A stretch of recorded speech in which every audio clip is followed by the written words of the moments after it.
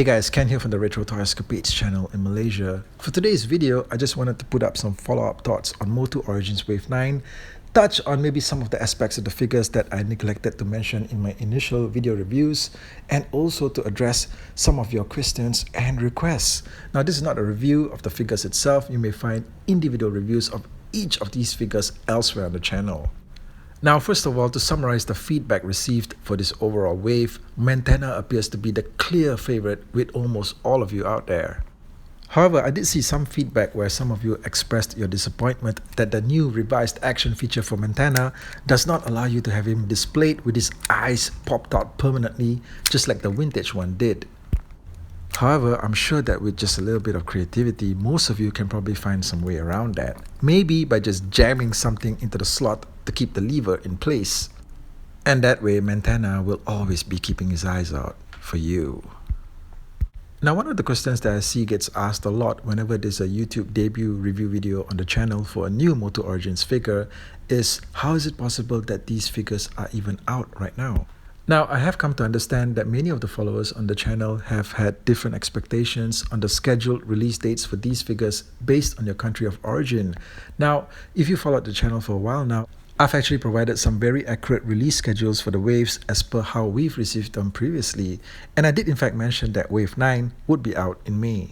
Now, I would say that wherever you are in the world, if you collect action figures regularly and you have a system of getting your action figures from a department store or a hobby store that has a history of consistently bringing in the items that you want, then I strongly urge you to check with them on their ordering process and if these figures are on their radar and what the estimated timelines for arrival would be. The Pighead figure from this wave initially got a lot of requests for a review, understandably so, as it's a cool hybrid monster figure. Having said that, the performance of that video has actually turned out to be the lowest in comparison with some of the others. Nevertheless, even with a lot of negative feedback that I've seen in regards to the Rulers of the Sun subline, I did showcase in my video review that Pighead complements the Sunman figure very well, and some of you have mentioned also that he would make a great addition as an orc-like minion to Skeletor. In any event, as I mentioned in my video review for Pighead, I'm very impressed with the quality of the figure and also with the sturdiness of his accessories. Now, when it comes to the figures based off Rulers of the Sun, the character outfits and weapons have so far seemed to be of a much higher grade than the rest of the MOTU line, especially with the shield accessories for both of the figures.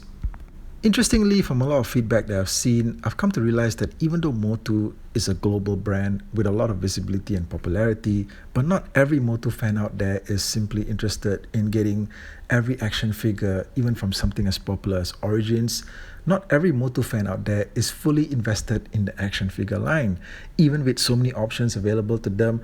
And this also explains why there's so much overstock in stores of the more obscure characters, and why, as I mentioned in one of my recent videos, distribution at a retail level is ending for the line for countries like Malaysia, where I'm from, and diehard collectors who are willing to continue supporting the line with a financial investment and not just words on a keypad. Now, these guys, including myself, will soon have to rely solely on hobby stores, who in turn will most likely reduce their orders moving forward. You know, a toy company could look at a Facebook page for Masters of the Universe and see that maybe it's got like 100,000 members or even more.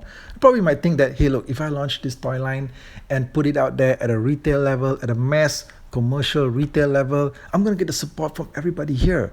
But the sad truth of the matter is just that it isn't the case. And as we found out, that really isn't the case. Okay, there's really only so few people, okay, I believe, who are fully invested in collecting every single figure from this one particular toy line. No matter how much you see, how much engagement and excitement you see out there, there's really only so few people, all right, who would actually make the effort to want to collect every single figure from this particular toy line.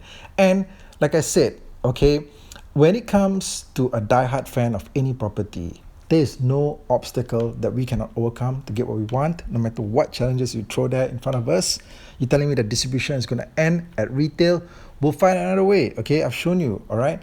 Unless the company itself stops producing the figures, all right, which miraculously enough, they have not. Okay, Mattel is still apparently got a schedule for, like a whole slew of figures, all right, even though as of today, this morning itself, I can go online, I can see pictures of some Target store in the US where Masters of the Universe Origins figures are being slashed in prices by half. All right, I put up a picture of that on my Instagram page today. So, I mean, yeah, this is the reality of what's out there. But as long as the toy company keeps going, we will as well. The Skeletor 2002 inspired figure from this wave has got a lot of love and hate going for it, for sure. But ultimately, I have to say that it is beyond a doubt proven to be one of the most fun Skeletor figures for me to customize and mix and match. And I reckon that it's going to be the same for you too. The main issue around this figure seems to be centered around the head design, based on the comments that I've seen, but in my opinion, it's hardly the worst, and I honestly believe that once you actually have him in hand, you're going to feel a whole lot differently about him. Also, the new armor sections on this figure make for one of the most superior Skeletor figure bodies on an origin size figure to date. Now, as I said, there's a lot of possibilities here for mix and matching and customization, especially when you mix it up with the parts from the Skeletor Rise of Evil set. You see how the head sculpt and the cape go very well with this body. From the same Rise of Evil set as well, the Alfredo Alcala styled head design looks really good on this body too. Now, I showcased this last night in my review of the MOTU Origins Wave 4 Barbarian Skeletor figure, but I really like that particular head on this body because the helmet design just goes really well with the new armor sections. What do you guys think? But probably my absolute favorite combination at present is using the alternate classic style head from the Barbarian Skeletor set on this body. Now, I could just have this on display permanently and I'd be really happy. I really do want to take a moment to thank all of you guys out there once again for the support that you've been showing the channel all along, and the response to the recent batch of videos has been absolutely incredible. The channel has spiked up in subscriptions. I really can't thank you guys enough, honestly, for spreading the word out there. I also do want to thank Toy News International for giving the channel a shout out in the international press. That's really been a huge help to us. Can't thank you guys enough. And you know what? I still find it amazing that the news of the availability of new MOTU toys can be something that attracts global attention, when the reality of it is just that MOTU isn't anywhere near as popular as Star Wars or Transformers. And somehow I can't help but feel that, if there was an actual correlation between the level of excitement surrounding the toy line to the actual sales of the toys, then I think the toy line would have a better future. As it is, I do wonder sometimes if a lot of people are just excited to hear about the toys themselves, but you get the feeling that when the toys are actually physically there in the stores, probably, like I mentioned earlier, there's going to be a lot of fans or collectors that may just decide not to pick them up. So I do wonder, right, at which point does the excitement really do translate into physical sales? But at the end of the day, my job is just to get the reviews done and to get it out to you guys, because I know that's the information that you guys want, and that's what I want to do for the channel too. A lot of the comments seem to be fixated on the fact that the figures are even here in my hands or whoever's hands, or how do you even get them so fast and stuff like that.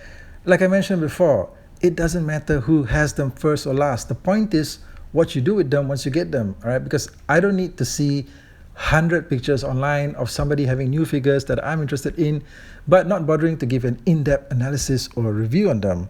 So, one of the main things, okay, that this channel has always done is to provide action figure reviews of vintage style collectibles. Now, there are a lot of big YouTube channels out there that do coverage on MOTU on a regular basis.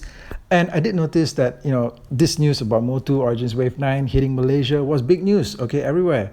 But most of the channels didn't even bother to include links or direct the viewers to the reviews that were available right here on this channel, all right? And the reviews came out within 24 hours of the figures actually reaching Malaysia.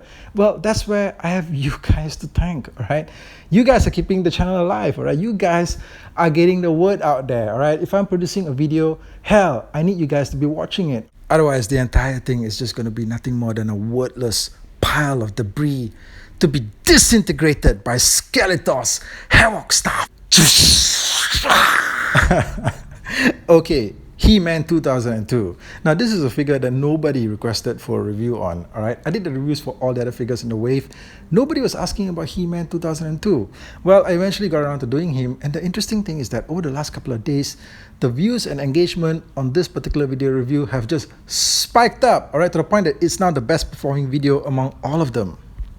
Now, something that I really should have pointed out more closely in my review of the figure is that once you set aside that 2002 style funky hairdo, alright, this is basically the same, more or less almost an exact copy of the vintage style head that we've been getting all along as pack-in extras with the He-Man figures.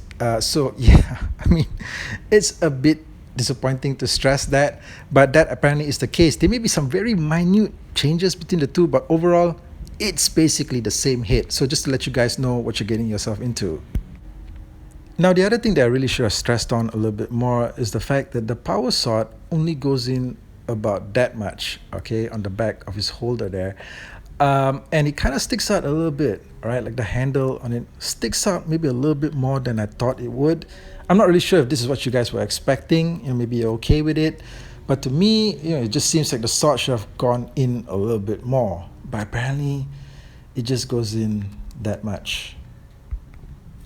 Now, on the other hand, I also need to stress that He-Man is able to hold on to the sword. As you can see from this photo, he's able to hold on to the sword handle pretty well, all right? So maybe the sword was always designed to go in at that length, all right? What do you guys think? Either way, I think it looks good like this. Now, one of our regulars here on the channel who goes by the handle Titular Heroine requested for this shot of Webstor's upper body on Mantenna's legs. Now, this right here looks like a marriage made in hell. But it looks pretty cool. Let me know what you guys think of it too in the comments. Yeah, and yeah, by the way, I do take requests, so go ahead, pop me one. Okay guys, so that's the video. Thanks for joining me as always. Thanks for your support on the channel, and I'll catch all of you guys again real soon with more content. Take care out there.